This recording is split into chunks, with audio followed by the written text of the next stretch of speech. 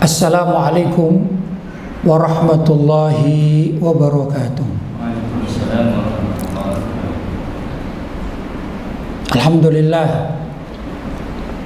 wassalatu wassalamu ala rasulillah Sayyidina Muhammad ibn Abdillah wa ala alihi wa sahbihi wa man wala wa la hawla wa la quwwata illa billah, amma ba'd. Hadratul mukarramin, ma'asyiral asatidzah al-kurama, bapak-bapak, tuan-tuan dan ibu-ibu, puan-puan, hadirin hadirat yang dirahmati oleh Allah. Alhamdulillah, malam hari ini saya bisa bersilaturahim dengan tuan-tuan dan puan-puan.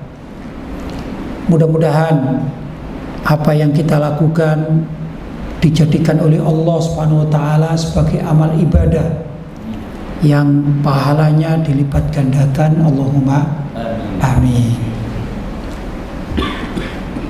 Tuan-tuan dan puan-puan yang dimuliakan oleh Allah, saat ini kita berada pada penghujung bulan Rabiul Awal, penghujung atau pengakhiran, dan sebentar lagi kita masuk pada bulan Rabi Ats-Tsani. Mudah-mudahan kita tetap mendapatkan barokahnya Syahrul Rabi, bulan Rabi, baik itu Ar-Rabiul Awal, Rabi yang pertama maupun Rabi yang kedua. Karena bagaimanapun juga bulan Rabi ini adalah bulan yang sangat mulia. Di dalam bulan Rabiul Awal kita sudah sangat tahu bahwa di sana ada satu peristiwa, yaitu kelahiran Nabi Muhammad Sallallahu Alaihi Wasallam. Para ulama, khususnya jumhurul ulama, bersepakat bahwa lahirnya Nabi Muhammad SAW itu jatuh pada tanggal 12 Rabiul Awal. Walaupun ada yang berbeda, tapi aqalliyat, hanya sedikit, minority. Tapi yang mayoritas para ulama mengatakan bahwa Nabi Muhammad SAW lahir pada tanggal 12 Rabiul Awal. Kalau Rabiul Akhir atau Rabiul Tsani itu juga banyak peristiwa-peristiwa, hanya jarang diungkap oleh tuan-tuan guru kita. Karena kalau sudah selesai Rabiul Awal atau bulan Maulid sudah selesai, maka biasanya pengajian-pengajian kita, majelis-majelis kita itu kembali membaca kitab-kitab sesuai dengan tingkatan, sesuai dengan di mana letak berhentinya sebelumnya. Sudah mulai tidak lagi dikaji tentang sejarah kelahiran Nabi Muhammad Sallallahu Alaihi Wasallam. Ya begitulah masyarakat. Tapi alhamdulillah semua yang kita pelajari, baik itu tentang kelahiran Nabi Muhammad atau Maulidun Nabi Sallallahu Alaihi Wasallam, maupun juga pelajaran-pelajaran yang lain tentang hukum-hukum atau sejarah yang lain, sejarah para sahabat, sejarah para ulama, atau yang terkait yang bisa menggairahkan kita, yang bisa memotivasi kita untuk lebih dekat kepada Allah SWT, lebih cinta kepada Nabi Muhammad SAW. Insya Allah semuanya baik untuk kita pelajari dan kita dengarkan. Saya teringat salah satu riwayat yang terjadi pada bulan Rabiul Tsani atau bulan Rabiul Akhir. Itu ada seorang imam besar Beliau bernama Al-Imam Muhammad Al-Baqir Ibn Ali Zainal Abidin Ibn Al-Husain Ibn Ali bin Abi Thalib radhiyallahu ta'ala anhum, atau yang dikenal dengan nama Imam Al-Baqir. Beliau ini seorang imam yang sangat luar biasa, ilmunya mumpuni dan juga kehidupannya sangat luar biasa. Beliau wafat pada bulan Rabiul Tsani. Wafatnya ini dalam sejarah. Bagaimana salah satu biografi dari Sayyidina Imam Muhammad Al-Baqir radhiyallahu ta'ala anhu. Beliau adalah seorang yang sangat alim dan ahli ibadah. Di samping ahli ibadah, beliau ini juga mempunyai kemuliaan-kemuliaan, keistimewaan-keistimewaan dan karomah-karomah, suatu yang sangat luar biasa. Suatu saat, zaman itu rajanya ini dari Bani Umayyah, yang kebetulan rajanya ini kurang suka kepada keluarga Nabi Muhammad Shallallahu Alaihi Wasallam. Kemudian suatu saat raja ini ingin mencelakai atau berbuat jahat kepada Al-Imam Muhammad Al-Baqir radhiyallahu ta'ala anhu. Ini Imam Ahlussunnah wal Jamaah ya, dan beliau adalah termasuk rujukan ilmu beliau, kepemimpinan beliau termasuk rujukan. Ini bukan imam Syiah ya. Orang-orang Syiah hanya mengklaim saja, mengaku-ngaku, tapi tidak begitu ya. Yang benar Al-Imam Muhammad Al-Baqir adalah Imam Ahlussunnah wal Jamaah. Beliau juga belajar kepada ulama-ulama yang non-dzurriyah. Beliau mengambil riwayat-riwayat dari para tabi'in ya, yang non-dzurriyah, non ahli baiti Nabi Muhammad SAW. Jadi terbuka. Di samping beliau adalah murid utama dari ayah beliau, yaitu Sayyidina Ali Zainal Abidin Ibn Al-Husain bin Ali bin Abi Thalib. Ya begitulah zaman tersebut. Yang ingin saya ceritakan, suatu saat raja ini ingin memanggil dan ingin mencelakai atau berbuat jahat kepada Sayyidina Imam Muhammad Al-Baqir radhiyallahu ta'ala an. Dipanggillah dengan persiapan-persiapan sebagaimana seorang raja yang ingin berbuat makar, berbuat mungkar atau berbuat jahat. Tapi subhanallah, tatkala Sayyidina Imam Muhammad Al-Baqir ini masuk di pintu kerajaan, beliau berani.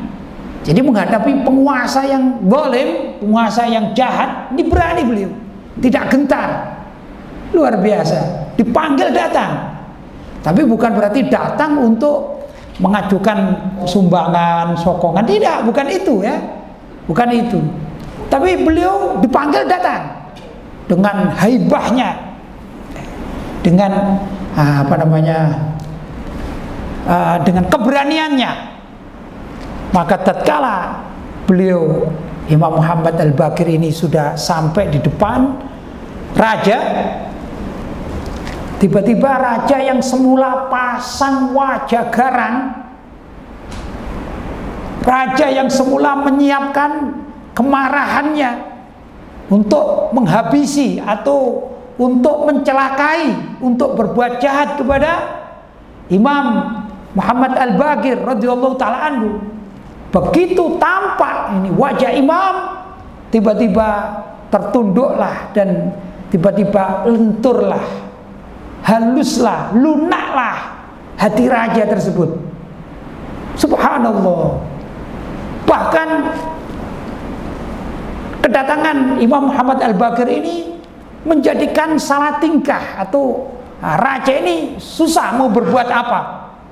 Akhirnya disambutlah yang semula berniat untuk menyakiti Sayyidina Imam Muhammad Al-Baqir, tapi ternyata dengan kewibawaan yang dimiliki oleh Sayyidina Imam Muhammad Al-Baqir justru rajin menjadi lentur, menjadi halus, menjadi sopan santun, ya, dan tak berani bahkan memberikan hadiah-hadiah yang tidak diminta oleh Imam Muhammad Al-Baqir radhiyallahu taala anhu. Ini dari karomah dari Al-Imam Muhammad Al-Baqir radhiyallahu taala anhu.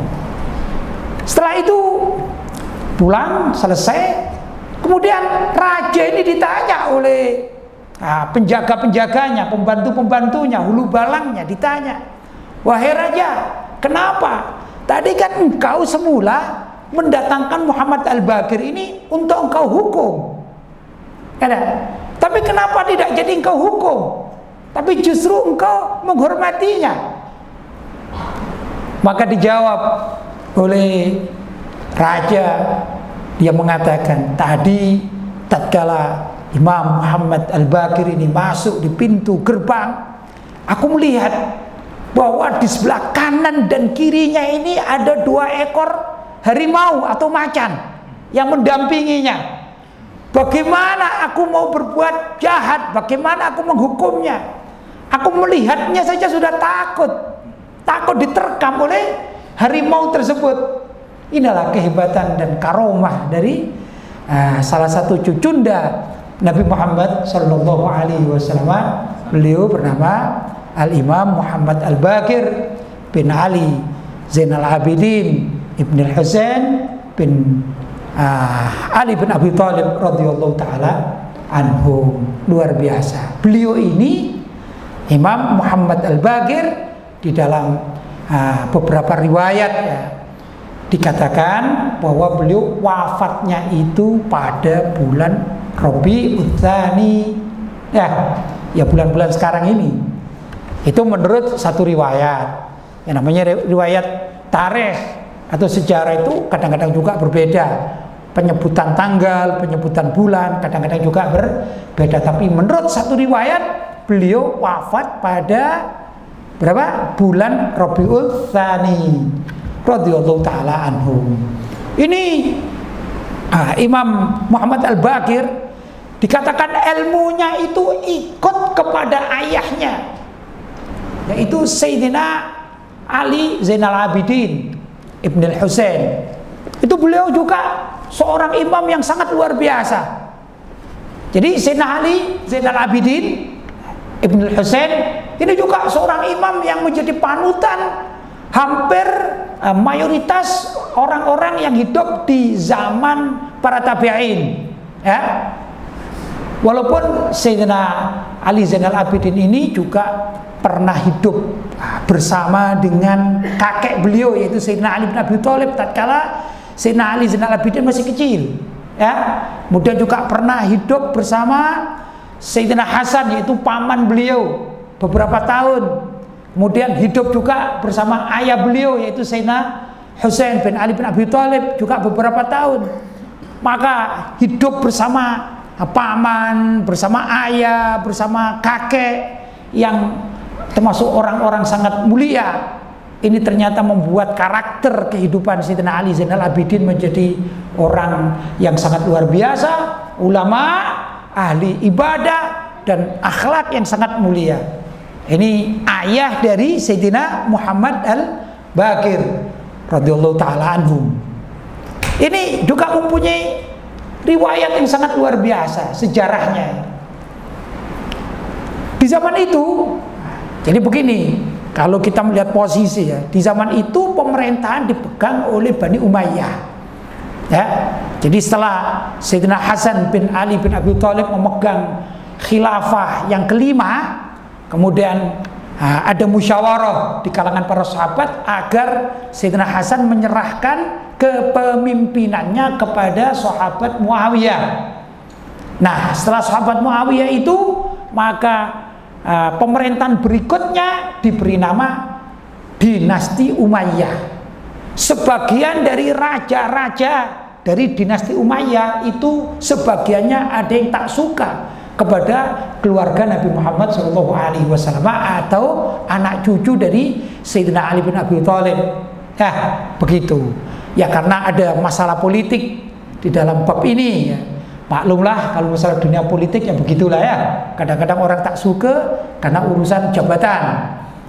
Nah, saya tidak bahas politik di sini, tapi saya membahas tentang kepribadian Sayyidina Ali Zainal Abidin radhiyallahu ta'ala anhu.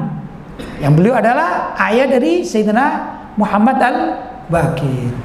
Suatu saat ada seorang laki-laki di zaman Sayyidina Ali Zainal Abidin hidup. Ini seorang laki-laki yang datang mencaci maki. Ya, tahu ya mencaci maki. Orang Malaysia bilang mencaci maki juga. Ya, nah, mencaci maki. Sudah marah. Tapi ini orang-orang sekitarnya, orang-orang yang cinta kepada Sayyidina Ali Zainal Abidin tak terima. Nah, mereka ini pada marah kepada orang yang tadi ini, ya, yang si pencaci, si penghina. Marahlah. Tapi oleh Sayyidina Ali Zainal Abidin dilarang. Biarkan dia puas, biarkan dia bisa menyampaikan apa yang ada dalam hatinya, kemarahan-kemarahannya, biarkan kemarahan-kemarahannya itu biarkan disampaikan pada aku. Kalian masyarakat sudahlah, tak usah ikut campur. Subhanallah, ya. Maka didatangi orang tersebut. Didatangi oleh Sayyidina Ali Zainal Abidin dan ditanya, "Wahai pemuda," orang yang mencaci maki itu, "kalau masih ada kekurangan diriku, kalau masih ada celah yang ada padaku, kalau masih ada aib yang ada pada diriku, tolong kau sampaikan. Jadi agar aku tahu di mana kekuranganku." Kata Sayyidina Ali Zainal Abidin. Ya. Kalau kita bisa nggak, kita dicaci maki orang, kita datang kepadanya, kita bilang, tolong ditambahi apa yang mungkin saya kurang. Tak mungkin kita ini ya, kita datang marah kita main pukul. Ya, itu kalau kita. Tapi Sayyidina Ali Zainal Abidin, ayah dari Sayyidina Muhammad al-Baqir tidak demikian. Mengatakan gimana? Barangkali, hei pemuda, kalau engkau dapati kekuranganku apa? Aib yang ada diriku ini apalagi? Mungkin celah-celah apa? Engkau sampaikan agar aku bisa mendengarkan kekurangan-kekuranganku. Kemudian Sayyidina Ali Zainal Abidin mengambil uang 1000 dirham dan diberikan kepada orang tersebut. Jadi membalas caci maki orang dengan memberi sedekah 1000 dirham dan minta agar orang tersebut memberitahukan aib apa, kekurangan apa, celah apa yang ada pada diri Sayyidina Ali Zainal Abidin radhiyallahu ta'ala anhu. Luar biasa. Maka orang tadi mengatakan, asyhadu annaka, aku bersaksi bahwasanya engkau adalah min ahli baitin Nabi sallallahu alaihi wasallam. Aku menyaksikan bahwa engkau ini termasuk dari keluarga Nabi Muhammad sallallahu alaihi wasallam. Karena tidak mungkin orang dicaci maki justru datang memberi sedekah dan juga meminta aib apa yang ada pada dirinya. Ini kalau bukan dari keluarga Rasulullah sallallahu alaihi wasallam, tidak mungkin, kata orang tersebut. Akhirnya orang tersebut mohon ampun, minta maaf kepada Sayyidina Ali Zainal Abidin dan menjadi pecinta-pecinta dzurriyyah dari Nabi Muhammad sallallahu alaihi wasallam.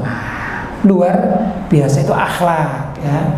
Tapi bukan berarti seperti Sayyidina Ali Zainal Abidin atau juga putra beliau Sayyidina Muhammad al-Baqir, ya, itu bukan berarti kalau ada kemungkaran kemudian diam, bukan begitu. Sayyidina Ali bin Abi Thalib pun, ya, ini jiwa beliau adalah jiwa sang pemberani yang tidak takut kepada apapun, la yakhafuna laumata laim. Beliau ini di samping akhlak yang diajari oleh Nabi Muhammad SAW sangat luar biasa, sehingga mendidik putra-putranya dan cucu-cucunya ini menjadi generasi yang hebat. Sayyidina Hasan bin Ali bin Abi Thalib dengan didikan dari ayahnya menjadi pemberani. Sayyidina Husain juga menjadi pemberani. Tapi beliau berdua sebagai cucunda Nabi Muhammad SAW juga mempunyai akhlak yang sangat mulia. Gimana keberanian ayah beliau berdua, yaitu Sayyidina Ali bin Abi Thalib. Keberaniannya sudah tidak bisa diragukan. Ilmunya luar biasa. Sampai Nabi mengatakan, ana madinatul ilm wa Ali babuha. Ibarat aku adalah kotanya ilmu, maka Ali adalah pintu untuk menuju kota tersebut. Jadi kalau engkau akan mempelajari ilmu-ilmu dari aku, kata Nabi, barangkali demikian, maka engkau jangan lupa belajar melewati pintu Ali bin Abi Thalib. Semacam itulah kurang lebih yang disabdakan atau makna sabda Nabi Muhammad Sallallahu Alaihi Wasallam. Suatu saat Nabi Muhammad Sallallahu Alaihi Wasallam dalam suatu peperangan, dan di situ ada Sayyidina Ali bin Abi Thalib. Sayyidina Ali usianya masih muda, ya sekitar 20, 21, 22, pokoknya belum menjadi orang dewasa, masih pemuda. Tapi subhanallah, keberanian beliau ini luar biasa. Zaman itu di sebelah musuh ada seorang yang bernama Amr bin Wud. Amr bin Wud itu kalau orang sekarang diberi istilah gladiator. Ya, apa gladiator ini? Orang yang pegulat, ya, petinju pegulat yang sangat luar biasa, jago di dalam bertanding. Mungkin kalau dalam dunia tinju itu ada macam Holyfield, ya, macam Mike Tyson, gitu ya. Itu kalau Holyfield atau Mike Tyson datang ke Malaysia atau ke Indonesia, main tinju dengan orang Malaysia dengan orang Indonesia tak banding, ya dah. Mungkin orang Indonesia atau Malaysia yang jago tinju dipukul sekali langsung tak bangun selamanya, ya. Itu Holyfield sama siapa? Mike Tyson barangkali begitu, karena ukuran kekuatan mereka jauh lebih tinggi daripada, jauh lebih kuat daripada kita orang Asia, betul?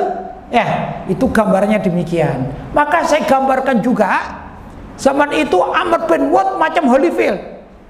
Ya, bahkan ada riwayat ini Amr bin Wud kalau perang tanding ini 1 lawan 10 tak kalah. Amr bin Wud. Cuman masalahnya dia kafir. Masalahnya dia di pasukan orang-orang kafir. Benar, di kalangan umat Islam ada pahlawan-pahlawan yang sangat luar biasa, seperti Sayyidina Khalid bin Walid, Sayyidina Umar ibn Khattab, ya, yang sangat ditakuti oleh lawan. Tapi ini Amr bin Wud adalah sesuatu kekuatan yang sangat luar biasa, sehingga diperhitungkan baik oleh Rasulullah SAW sendiri dan juga para sahabat. Ya, kalau dunia tinju pun kan demikian, ya. Jadi ada lawan yang kuat, ada jagoan yang kuat, kan begitu, ya. Ini luar biasa. Tatkala dalam peperangan itu tiba-tiba Amr bin Wud ini menjerit, memanggil kepada Rasulullah SAW, yang ringkasnya Amr bin Wud mengatakan, "Hai Muhammad, mari kita adakan tanding 1 lawan 1. Saya ingin adu kekuatan.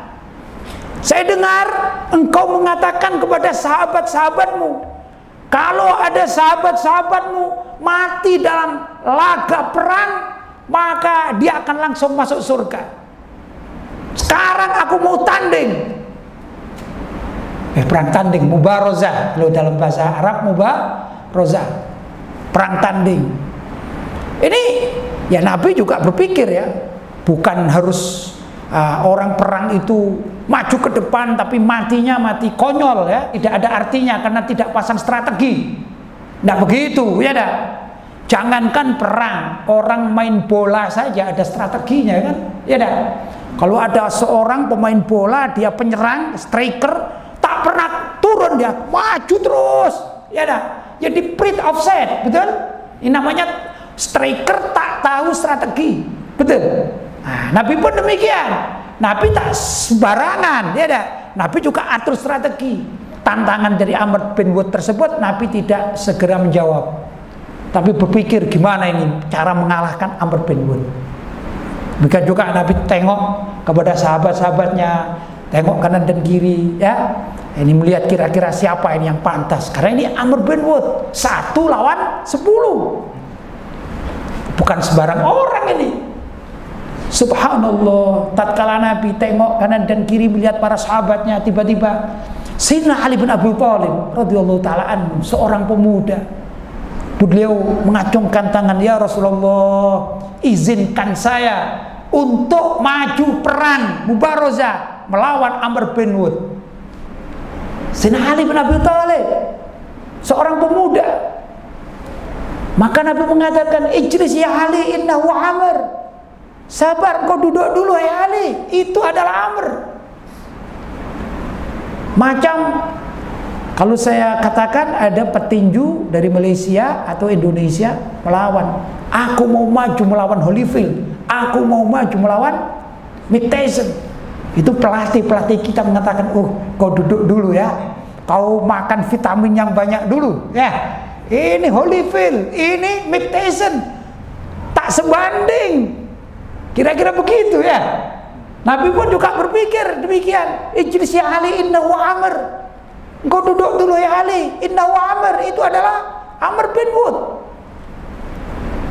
Lagi lantang itu suara Amr. Hei Muhammad, hei Muhammad, mana sahabat-sahabatmu, mana yang mau perang tanding? Katanya kalau mereka mati langsung masuk surga. Lantang lagi Amr bin Wud.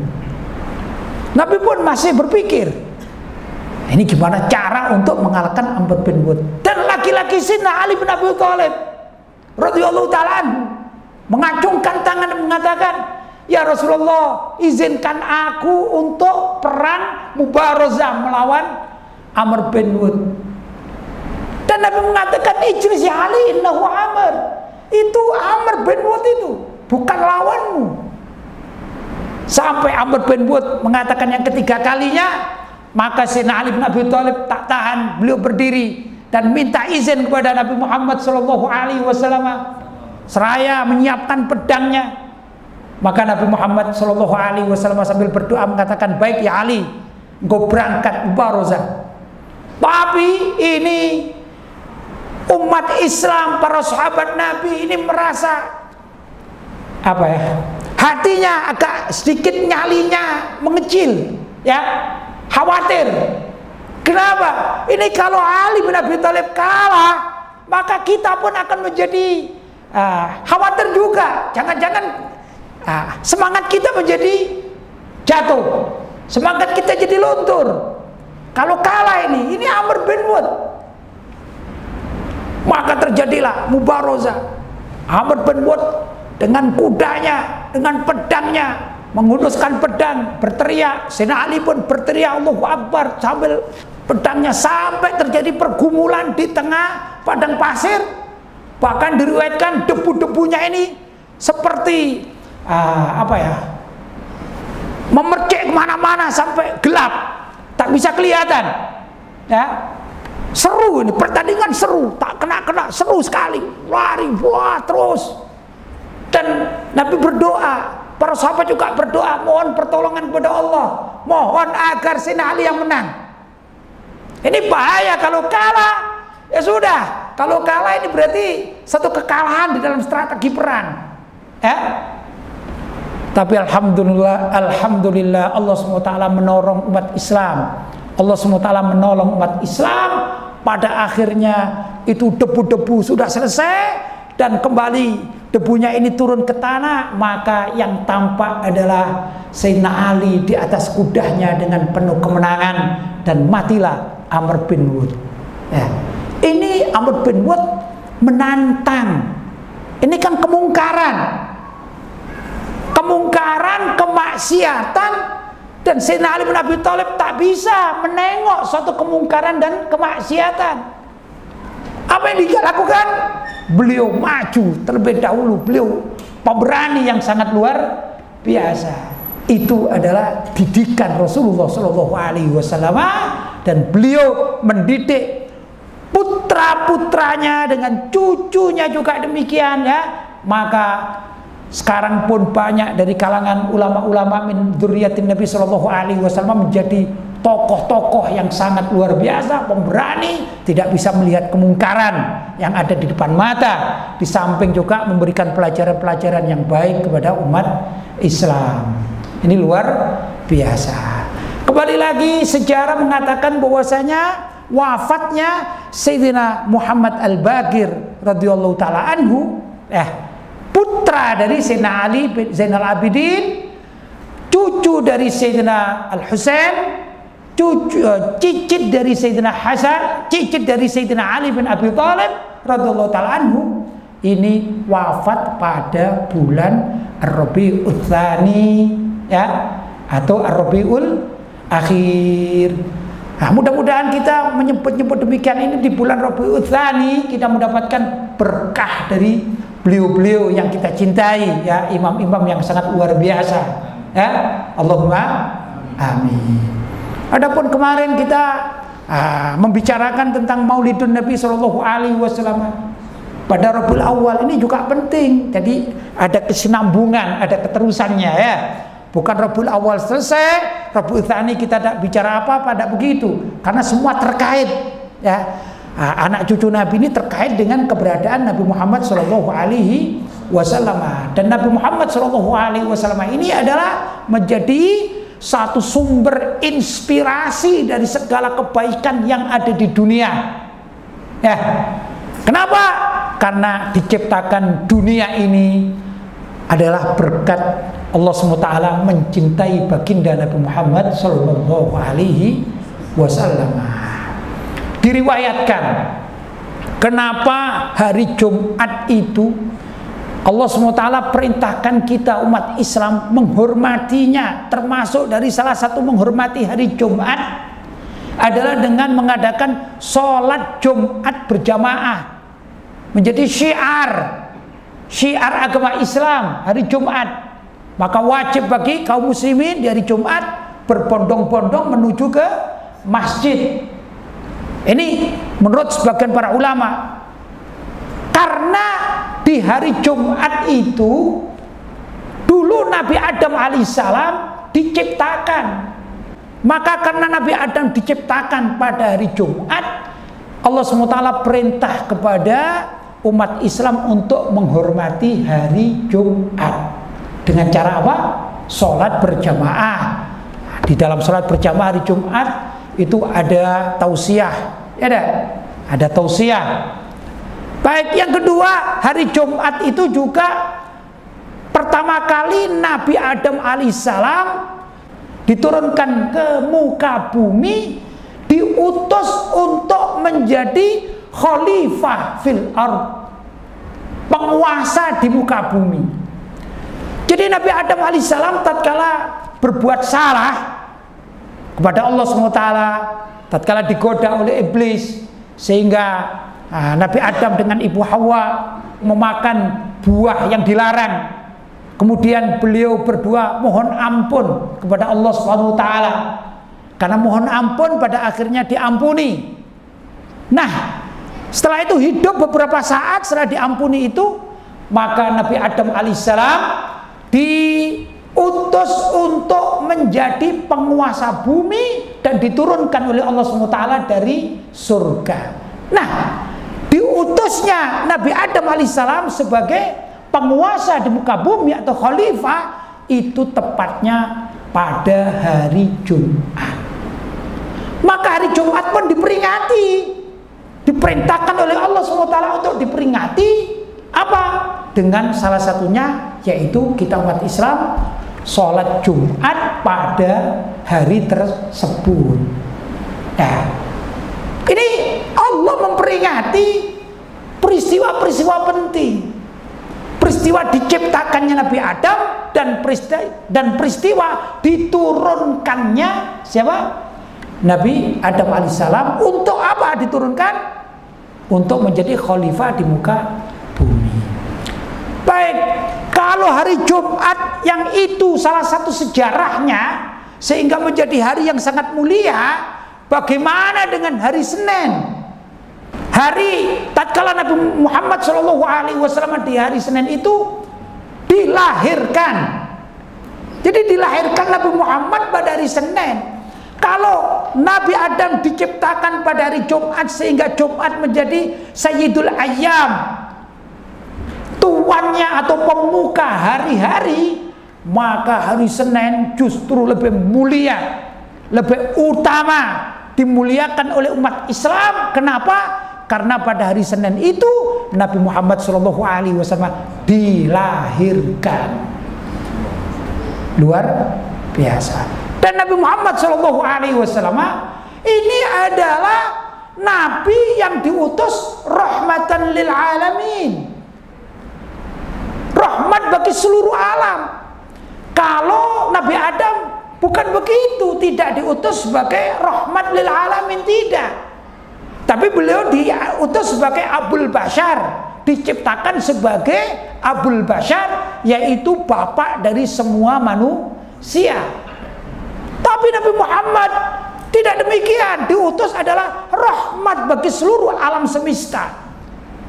Karena itu Nabi yang diutus sebagai rahmat bagi seluruh alam semesta jauh lebih mulia dibandingkan Nabi yang diutus sebagai ayah dari para manusia.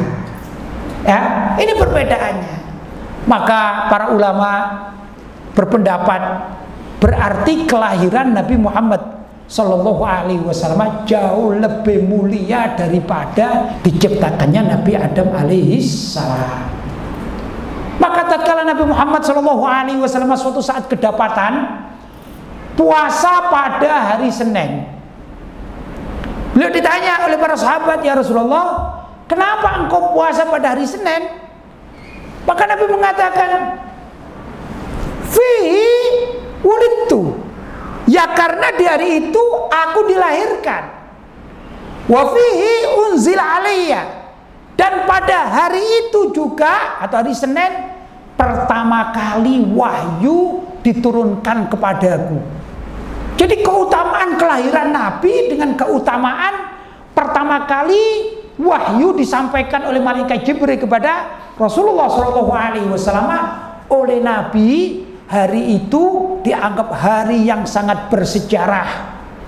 Karena itu Nabi tasyakkur kepada Allah Subhanahu wa ta'ala. Salah satu tata cara tasyakkur Nabi yaitu dengan berpuasa ihtiraman li yaumil itsnain, karena menghormati hari Senin. Karena itu kita juga disunahkan untuk puasa pada hari Senin. Apa? Ihtiraman, menghormati hari kelahiran Nabi Muhammad SAW. Bagaimana dengan tepatnya hari kelahiran Nabi? Yaitu yang disepakati oleh para ulama tanggal berapa? 12 Rabiul Awal. Tentu jauh lebih mulia daripada hari-hari yang lainnya. Jelas ya? Dan kemarin bulan lepas kita memperingati Maulidun Nabi SAW, mulai dari awal bulan sampai akhir bulan. Malam ini pun kita juga berniat untuk memperingati Maulidun Nabi SAW, karena tidak ada batasan kapan orang boleh memperingati Maulidun Nabi. Apakah cuma malam 12 Rabiul Awal saja? Oh, tak demikian. Kita di mana-mana warga Ahlussunnah wal Jamaah. Bahkan kalau kita hitung di seluruh dunia ini tiada hari tanpa maulid. Betul? Hampir 1 tahun penuh atau 360 hari semua ada peringatan maulid Nabi Muhammad SAW. Ya dah, paling tidak entah di rumah tangga orang-orang ya masing-masing rumah, atau bersolawat atau niat segala macam. Bahkan juga kalau kita ingin termasuk memperingati maulid Nabi, karena memperingati wujudnya seorang Rasul, maka semua amalan ibadah kita yang mengikut Rasulullah, ittiba' bin Nabi SAW, dapat kita katakan itu hakikatnya adalah memperingati maulidun Nabi SAW. Kita sholat berjamaah. Kita ingat sholat berjamaah itu apa? Oh, sholat berjamaah ini adalah ajaran Rasul, sunnatul Rasul. Dan kita diperintahkan untuk sholat berjamaah. Berarti apa? Berarti kita menghidupkan sunnatul Rasul. Betul? Maka tatkala menyebutkan menghidupkan sunnatul Rasul, biasanya kapan ini diingatkan menghidupkan sunnatul Rasul?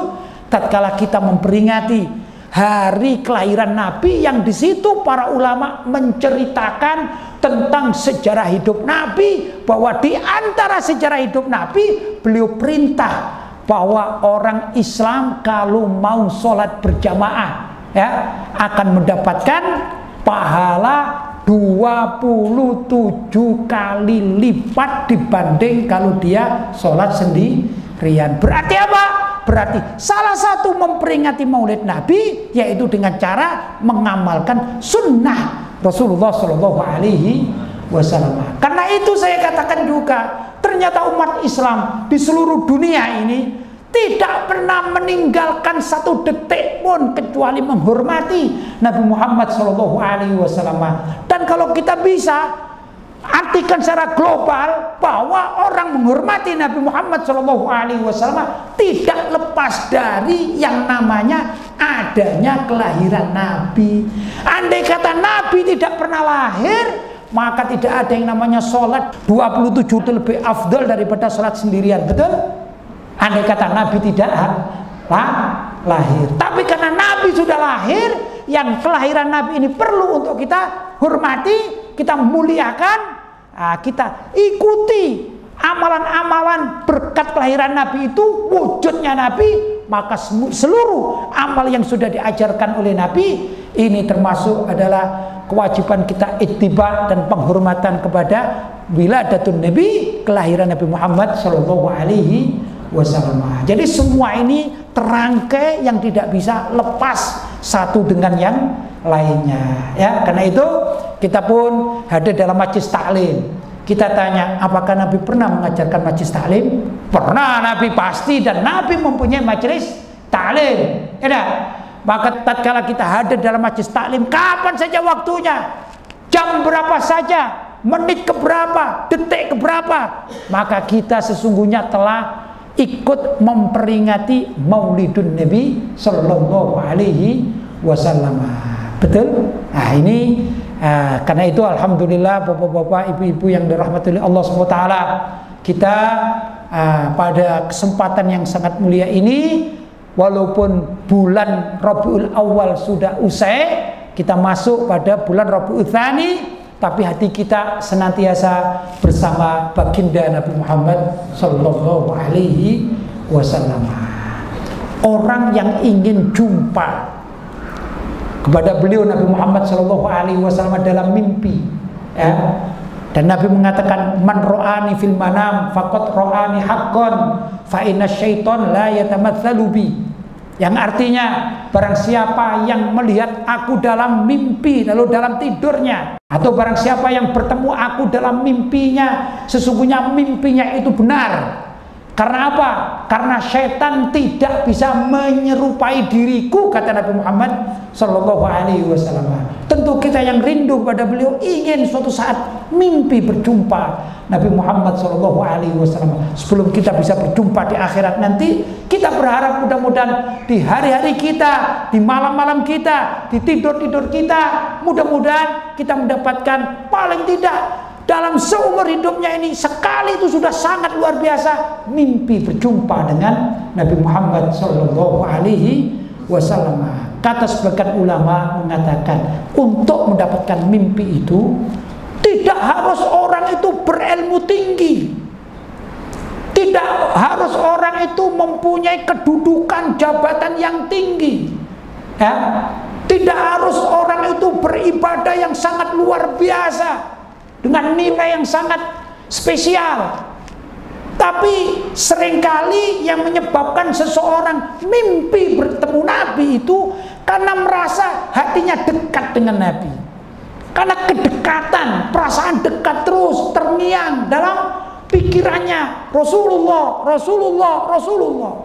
Apapun yang dilakukan, dia bernisbatkan diri, ini dulu pernah diamalkan oleh Rasulullah. Tentunya untuk mengetahui bagaimana Rasulullah SAW hidup, perlu belajar tentang hikayat-hikayat, kisah-kisah tentang kehidupan Nabi. Ya, itu sangat menunjang seseorang untuk bisa mimpi bertemu Nabi. Memang benar, orang alim banyak bermimpi Nabi Muhammad SAW. Orang ahli ibadah banyak bermimpi berjumpa Nabi Muhammad SAW. Tapi kadang-kadang kita bukan orang alim, tak alim kita, tak ngerti ilmu yang luas. Kita ahli ibadah juga tak begitu. Pagi kita kerja, kita pergi ke kantor, kita pergi ke pasar dan lain sebagainya. Tapi kita kepingin, apa kita bisa mimpi berjumpa Nabi Muhammad SAW?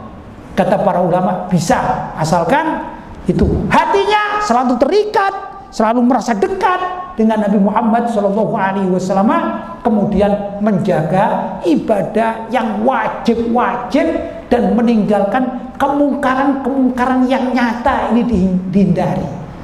Kalau orang sudah bisa ya menghindari kemungkaran, kemaksiatan yang nyata, apa kemaksiatan yang nyata itu, yang bisa kasat mata, bisa dilihat oleh mata ya, itu bisa dihindari. Kemudian dia ibadah sholat fardu 5 waktu ya, kemudian sholat sunnah ya yang bisa dikerjakan, qobliyah, ba'diyah yang bisa dikerjakan ya, syukur-syukur ditambah dengan sholat duha misalnya ya dah, ditambah sholat malam, walaupun cuman ya sejenak kalau bisa.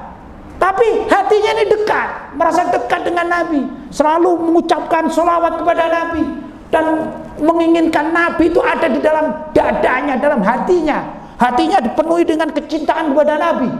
Maka orang macam demikian ini, walaupun ini orang umum ya, orang awam, maka ada kemungkinan dia akan diberi keistimewaan dan kehormatan oleh Allah SWT untuk bisa mimpi berjumpa dengan Nabi Muhammad SAW. Mudah-mudahan kita yang hadir dan keluarga kita juga yang di rumah, yang sekarang kita doakan bersama-sama, saudara-saudara kita yang lain, jamaah-jamaah kita semuanya, mudah-mudahan semuanya suatu saat diberi mimpi berjumpa dengan orang terkasih yang paling kita cintai, yaitu baginda Nabi Muhammad SAW. Dan orang yang dapat memimpi beliau, maka kelak sebelum beliau wafat, mudah-mudahan bisa dipertemukan yaqodotan secara langsung. Dan mudah-mudahan kelak di padang mahsyar, orang yang sudah mimpi bertemu beliau Nabi Muhammad SAW mendapatkan tempat yang paling dekat dengan beliau di padang mahsyar, dan terutamanya di surganya Allah Subhanahu wa Ta'ala. Bapak-bapak, ibu-ibu, tuan-tuan dan puan-puan, barangkali itu sikit yang dapat saya sampaikan menggantikan pengajian pada malam hari ini. Mudah-mudahan ada manfaatnya. Mudah-mudahan kita dicatat sebagai umat Rasulullah SAW fit dunya wal akhirah. Barangkali itu, kalau ada kurang dan lebihnya, ada kesalahan di dalam ucap ya, mungkin bapak-bapak, ibu-ibu ada yang tak paham dengan apa yang saya ucapkan, saya mohon maaf yang sebesar-besarnya. Hadza ma aqulu lakum wal afu minkum. Wassalamualaikum warahmatullahi wabarakatuh.